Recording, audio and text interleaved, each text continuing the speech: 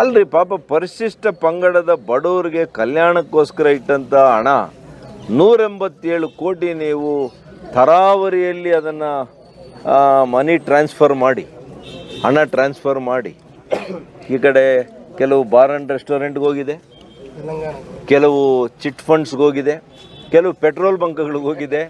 ಅಧಿಕಾರಿಗಳು ಪಕ್ಷಪಾತವಿಲ್ಲದೆ ಕರ್ತವ್ಯ ನಿರ್ವಹಿಸಲಿ. ಸುಧಾಕರ್. ಜನರ ಸಮಸ್ಯೆಗಳಿಗೆ ತಕ್ಷಣ ಸಿಬ್ಬಂದಿ ಪಕ್ಷ ಹಾಗೂ ಜಾತಿಯ ಭೇದವಿಲ್ಲದೆ ಪ್ರತಿಯೊಬ್ಬರ ಕೆಲಸವನ್ನ ಪ್ರಾಮಾಣಿಕವಾಗಿ ಮಾಡಿಕೊಡುವುದು ಅಧಿಕಾರಿಗಳ ಕರ್ತವ್ಯ ಎಂದು ಸಂಸದ ಡಾಕ್ಟರ್ ಕೆ ಸುಧಾಕರ್ ಹೇಳಿದ್ದಾರೆ. ಸರ್ಕಾರಿ ಕಚೇರಿಗಳಲ್ಲಿ ಜನಸ್ನೇಹಿ ಆಡಳಿತಕ್ಕೆ ಆದ್ಯತೆ ನೀಡಬೇಕು ಎಂದು ಅವರು ಸೂಚಿಸಿದ್ದಾರೆ. ಪಟ್ಟಣದ ತಾಲೂಕು ಕಚೇರಿ ಸಭಾಂಗಣದಲ್ಲಿ ನಡೆದ ಸಂಸದರ ಜನಸ್ಪಂದನ ಸಭೆಯಲ್ಲಿ ಮಾತನಾಡಿದ ಅವರು, ಬಡವರು ತಮ್ಮ ಕೆಲಸಗಳಿಗಾಗಿ ಸರ್ಕಾರಿ ಕಚೇರಿಗಳಿಗೆ ಬರುತ್ತಾರೆ. ಅವರನ್ನ ಅಲೆದಾಡಿಸುವುದರಿಂದ ಅವರ ಬದುಕಿನ ಮೇಲೆ ಪರಿಣಾಮ ಬೀರುತ್ತದೆ.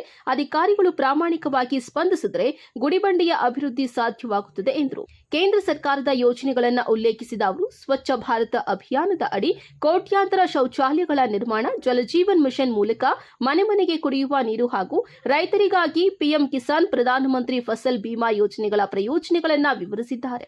ರೈತರ ಪರವಾಗಿ ವಿಮಾ ಮೊತ್ತ ಪಾವತಿಸುವ ಕಾರ್ಯಕ್ರಮವನ್ನು ಪಕ್ಷದ ಮುಖಂಡರು ಕೈಗೊಳ್ಳಬೇಕು ಎಂದು ಸಲಹೆ ನೀಡಿದ್ದಾರೆ.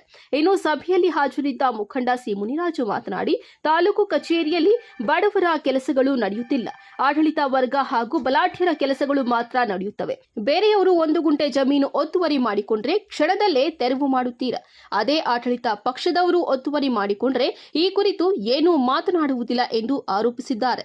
ಈ ಸಮಯದಲ್ಲಿ ತಹಸೀಲ್ದಾರ್ ಸಿಬ್ಬತುಲ್ಲಾ, ತಾಲೂಕು ಪಂಚಾಯಿತಿ ಇಒ ನಾಗಮಣಿ, ಆರಕ್ಷಕ ವೃತ್ತ ನಿರೀಕ್ಷಕ ಮುನಿಕೃಷ್ಣ, ಪಟ್ಟಣ ಪಂಚಾಯಿತಿ ಮುಖ್ಯ ಅಧಿಕಾರಿ ಆರತಿ ಸೇರಿದಂತೆ ಮುಖಂಡರುಗಳು ಹಾಗೂ ಸಾರ್ವಜನಿಕರು ಹಾಜರಿದ್ದರು. ವರದಿ ಸತೀಶ್ ಬಾಬುಯೆ, ನಂದಿ ಟಿವಿ, ಗುಡಿಬಂಡೆ.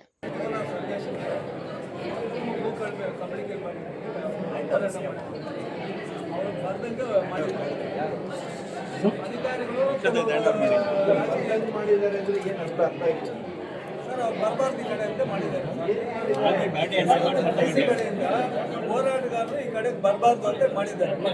ಮಾಡಕ್ ಬರಲ್ಲಪ್ಪ. ಅವ್ರೇನು ಗಡಿಪಾರ ಆಗಿದಾರ? ಗಡಿಪಾರ ಆಗಿಲ್ವಲ್ಲ? ಗಡಿಪಾರ ಅಲ್ಲ ಸರ್, ಮತ್ತೆ ಯಾರು ಬೇಕಾದ್ರೂ ಬರ್ಬೋದು. ಅದಕ್ಕೆ ಸರ್ ಇವಾಗ ತಮ್ಮಿಂದ ಬಡವ್ರ ಕೆಲಸನ ದಯವಿಟ್ಟು ಬಡವ್ರನ್ನ ನೀವು ಕಾಂಗ್ರೆಸ್ ಮಾಡಕ್ ಹೋಗ್ಬೇಡಿ, ಬಿಜೆಪಿ ಮಾಡಕ್ ಹೋಗ್ಬೇಡಿ, JDS ಮಾಡಕ್. ಬಡವ್ರು ರೈತರು ಅವ್ನು ಯಾವ ಧರ್ಮ ಆಗ್ಲಿ, ಯಾವ ಜಾತಿ ಆಗ್ಲಿ ಅದನ್ನ ನೋಡಕ್ ಹೋಗ್ಬೇಡಿ. ನೀವು ನಂಬ್ತಿರೋ ಇಲ್ಲೋ, ನಾನು MLA ಇರೋವಾಗ ಅವನ ಮುಖ ನೋಡಿಲ್ಲ, ಅವನ ಜಾತಿ ನೋಡಿಲ್ಲ, ಅವನ ಧರ್ಮ ನೋಡಿಲ್ಲ, ಅವ್ನು ಯಾವ ಪಕ್ಷಕ್ಕೆ ಸೇರ್ತಾನೆ ಗೊತ್ತಿಲ್ಲ. ಇನ್ನು ನಿಮ್ ಗುಡಿಬಂಡೆ ಆ ಕಾಲಕ್ಕೆ ನಮ್ಮ ಚಿಕ್ಕಬಳ್ಳಾಪುರದಲ್ಲೆಲ್ಲ ಕೂಡ ಕೋಟ್ಯಾಂತರ ರೂಪಾಯಿ ಜಮೀನು ಬೆಳೆ, 2,500 ಎಕರೆ ಜಮೀನನ್ನು ಕೊಟ್ಟಿದ್ದೀನಿ. ಗೊತ್ತಿಲ್ಲ ನನಗೆ ಯಾರು ಕೊಟ್ಟಿದ್ದೀನಿ. ದಾಖಲೆ ಅಷ್ಟೇ ಕೊಟ್ಟಿದ್ರು, ದಾಖಲೆ ನೋಡಿದ್ದೀನಿ. ಸರಿಯಾಗಿದ್ಯಾ? ಅವ್ರು ಸರಿಯಾಗಿ ಅನುಭವಿಸ್ತಾರ? 25-30 ವರ್ಷ. ಅದಕ್ಕೆ ಇವತ್ತು ಕೂಡ ನೋಡಿ ಯಾರಾದ್ರೂ ತುಟಿ ಬಿಚ್ಚುವಂತದ್ದು ಮಾಡ್ಕೊಂಡಿದ್ದೀನಿ. ನಾನು ಒಬ್ಬರು ಕರೆಂಟ್ ತೋರಿಸುವಂತ ಕೆಲಸ ಮಾಡಿದ್ದೀನಿ ಚಿಕ್ಕಬಳ್ಳಾಪುರದಲ್ಲಿ. ಇಷ್ಟು ವರ್ಷ ಆಯ್ತು ನಾನು. ಹಾಗಾಗಿ ದಯವಿಟ್ಟು ನಾನು ಅಧಿಕಾರಿಗಳಲ್ಲಿ ಯಾರು ಹೇಳಿದ್ರು, ನಾನ್ ಕೇಳಿದ್ರು ತಪ್ಪು ಮಾಡಿ ಅಂತ ತಪ್ಪು ಮಾಡೋದಕ್ಕೆ ಹೋಗ್ಬೇಡಿ. ಅಂತಿಮವಾಗಿ ಸೈನ್ ನಿಮ್ದೇನೆ, ನಮ್ದಿರುತ್ತಾ? ಸೈನ್ ನಿಮ್ದೇನೆ ಇರೋದು. ನೀವು ರಿಟೈರ್ ಆದ್ರೂ ಬಿಡೋದಿಲ್ಲ, ಕೋರ್ಟ್ಗೆ ಅಲ್ದಾಡಿಸ್ತಾರೆ. ಇದನ್ನೆಲ್ಲ ಸ್ವಲ್ಪ ತಲೆಯಲ್ಲಿ ಇಟ್ಕೊಳ್ಳಿ. ಇಲ್ಲ ಪಥೋತ್ತೇರಿಕೆ ಅಂತ ಆತ ರಾಜೀನಾಮೆ ಬಿಸಾಕಿ ಹೋಗ್ತಾ ಇದ್ದೆ. ಅವನು ಅಟವಾದಿನಿ, ಅವನು ಕೂಡ ಹಠ ಹಿಡ್ಕೊಂಡು ಕೂತಿರೋದು ಸರಿ ಇಲ್ಲ. ಯಾಕೆಂದರೆ ಅವರು ನೋಡಿ, ಇದೇ ಪ್ರಕರಣಕ್ಕೆ ರಾಜೀನಾಮೆಯನ್ನು ಅವರೇ ಕೊಟ್ಟಿದ್ದಾರೆ. ಈಗ ಪ್ರಕರಣದಿಂದ ಅವರು ಮುಕ್ತ ಆಗಿದ್ದಾರಾ? ಮುಕ್ತ ಆಗಿಲ್ಲ. ಮತ್ತೆ ಯಾವ ರೀತಿಯಲ್ಲಿ ಅವ್ರು ಮತ್ತೆ ಮಂತ್ರಿ ಆದ್ರಪ್ಪ? ಅಷ್ಟನ್ನು ಎಕ್ಸ್ಪ್ಲೇನ್ ಮಾಡಲಿ ಸಾಕು. ನೀನೇ ರಾಜೀನಾಮೆ ಕೊಟ್ಟಿದ್ಯಾ, ಅಲ್ಲಿಗೆ ನೀನು ತಪ್ಪು ಮಾಡಿದ್ಯಾ ಅಂತ ಕೊಟ್ಟಿದ್ಯಾ ನೀನು? ನಿಮ್ಮ ಸರ್ಕಾರನೇ ರಾಜೀನಾಮೆ ತಗೊಂಡಿದೆ ಅಲ್ರಿ. ಪಾಪ ಪರಿಶಿಷ್ಟ ಪಂಗಡದ ಬಡವರಿಗೆ ಕಲ್ಯಾಣಕ್ಕೋಸ್ಕರ ಇಟ್ಟಂಥ ಹಣ 187 ಕೋಟಿ ನೀವು ತರಾವರಿಯಲ್ಲಿ ಅದನ್ನು ಮನಿ ಟ್ರಾನ್ಸ್ಫರ್ ಮಾಡಿ, ಹಣ ಟ್ರಾನ್ಸ್ಫರ್ ಮಾಡಿ, ಈ ಕಡೆ ಕೆಲವು ಬಾರ್ ಆ್ಯಂಡ್ ರೆಸ್ಟೋರೆಂಟ್ಗೆ ಹೋಗಿದೆ, ಕೆಲವು ಚಿಟ್ ಫಂಡ್ಸ್ಗೆ ಹೋಗಿದೆ, ಕೆಲವು ಪೆಟ್ರೋಲ್ ಬಂಕ್ಗಳಿಗೆ ಹೋಗಿದೆ, ಅನೇಕ ಅಕೌಂಟ್ಗಳು ಹೊರಟೋಗಿದೆ. ಇಂಥ ಒಂದು ಭ್ರಷ್ಟಾಚಾರ, ಇಂಥ ಒಂದು ಕಳ್ಳತನ. ಈಗ ನೀವು ಅನೇಕ ಕಡೆ ದರೋಡೆಗಳನ್ನು ನೋಡಿದರೆ ಬ್ಯಾಂಕ್ಗಳಲ್ಲಿ ದರೋಡೆ ಮಾಡೋದು ಇನ್ನೊಂದು. ಸರ್ಕಾರದಲ್ಲಿ ದರೋಡೆ ಮಾಡೋದು ಇದು ಒಂದು ಹೊಸ ಪದ್ಧತಿ, ಹೊಸ ಪ್ರಕ್ರಿಯೆಯನ್ನು ಕರ್ನಾಟಕ ರಾಜ್ಯ ಕಾಂಗ್ರೆಸ್ ಸರ್ಕಾರ, ಘನವೆತ್ತ ಕಾಂಗ್ರೆಸ್ ಸರ್ಕಾರ ಅವರ ದುರಾಡಳಿತದ ಆಳ್ವಿಕೆಯಲ್ಲಿ ನಡೆದಿದೆ. ಇದು ರಾಜ್ಯದ ಜನರು ತೀರ್ಮಾನ ಮಾಡಲಿ.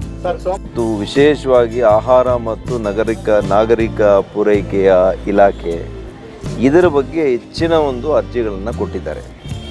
ಪಾಪ ಬದುಕಿರೋರ್ನು ಕೂಡ ಈ ಸರ್ಕಾರದಲ್ಲಿ ಅವರಿಗೆ ಸಾವಾಗಿದೆ ಅಂತೇಳಿ ಅವ್ರಿಗೆ BPL ಕಾರ್ಡು ತೆಗೆದುಬಿಟ್ಟಿದ್ದಾರೆ, ಎಲ್ಲ ಯೋಜನೆಗಳಿಂದ ತೆಗೆದುಬಿಟ್ಟಿದ್ದಾರೆ. ಹಾಗೆ ಒಂದು ವರ್ಷದಿಂದ ಸತತವಾಗಿ 2 ವರ್ಷದಿಂದ ಬೆಂಗಳೂರಿಗೂ ಹೋಗಿದ್ದಾಳೆ, ನಾನು ಬದುಕಿದ್ದೀನಪ್ಪ ನನಗೆ ಕಾರ್ಡ್ ಮಾಡಿಸ್ಕೊಳ್ಳಿ ಅಂದರೂ ಕೂಡ ಮಾಡಿಸ್ಕೊಡ್ದಿರೋ ಅಂಥ ಪರಿಸ್ಥಿತಿ ಇದೆ ಈ ಸರ್ಕಾರ. ಒಂದು ಅಲ್ಪಸಂಖ್ಯಾತ ಹೆಣ್ಮಗಳು ಪಾಪ ಪಾರ್ಕಿನ್ಸನ್ಸ್ ಇದೆ, ಆ ಹೆಣ್ಮಗಳಿಗೆ ಪಾಪ BPL ಕಾರ್ಡ್ನ ತೆಗೆದುಬಿಟ್ಟಿದೆ. ಹಾಗಾಗಿ ಯಾವುದೇ ಮಾನವೀಯತೆಯನ್ನು ಕೂಡ ಇವರು ಪ್ರದರ್ಶನ ಮಾಡದೆ, ಮಾನವೀಯತೆಯಿಂದ ಅವ್ರಿಗೆ ಸ್ಪಂದನೆ ಮಾಡಿದಿರ ಈ ಸರ್ಕಾರ ನಿಜವಾಗಿಯೂ ಕೂಡ ಬಡವರ ವಿರೋಧವಾದಂಥ ನೀತಿಯಿಂದ ಇವತ್ತು ಆಡಳಿತವನ್ನು ಮಾಡ್ತಾ ಇದೆ. ದುರಾಡಳಿತ ಇದೆ, ಆಡಳಿತ ಎಲ್ಲಿ? ದುರಾಡಳಿತ.